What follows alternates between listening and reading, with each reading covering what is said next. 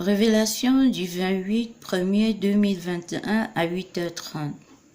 La vie après la mort. C'est la continuité de notre vie sur la terre, en fonction de chaque occupation de toute personne,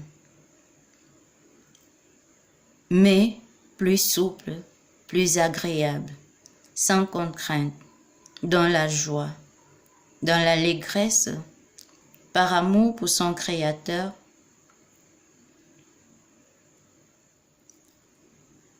si quelqu'un était maçon sur la terre après sa mort, il continue cette œuvre merveilleuse dans le ciel.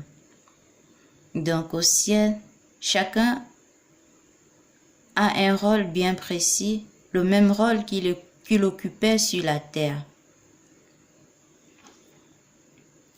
Et cela permet donc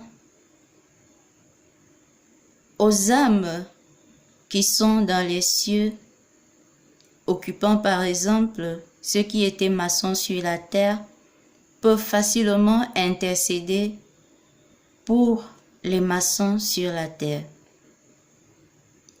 Donc, vous pouvez demander le secours des âmes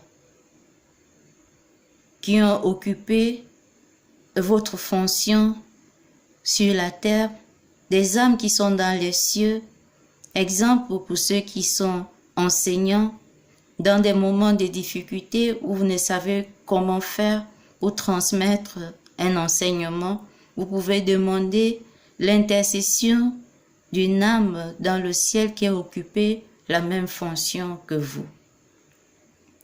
Chacun se tient prêt à l'invocation de son nom et agit aussitôt. Vous vous demandez pourquoi parfois lors des accidents de travail, certaines personnes sont épargnées. Parce qu'ils ont invoqué l'âme dans les cieux qui ont occupé la même fonction que eux. Et cette âme vient rapidement à leur secours, dans la plupart des cas.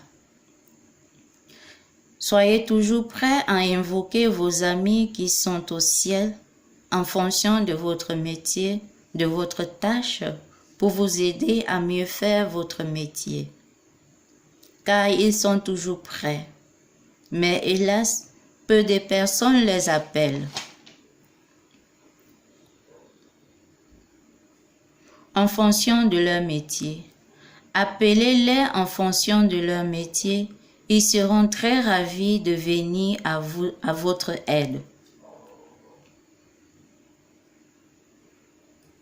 Voilà pourquoi il serait très difficile pour un paresseux d'aller au ciel.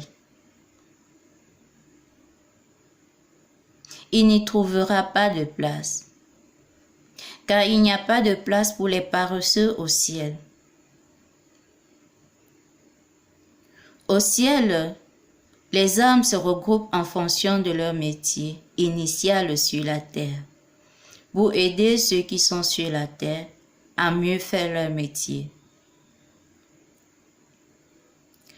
Après cela, arrive le niveau de la plénitude céleste, où l'âme entre maintenant dans un grand repos.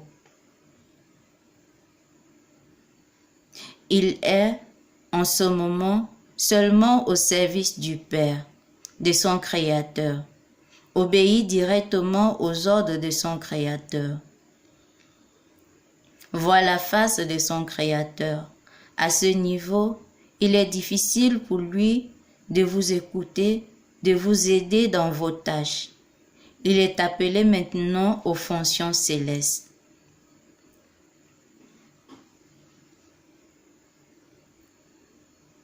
De vous voir, vous écouter, mais peut intervenir en des rares moments seulement sur l'ordre du Père Céleste.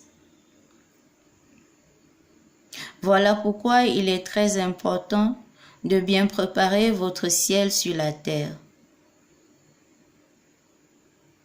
C'est ainsi que ceux qui sont sur la terre, bien que faisant bien leur métier aux yeux des hommes, mais qui se laissent corrompre, tachent leur âme de péché.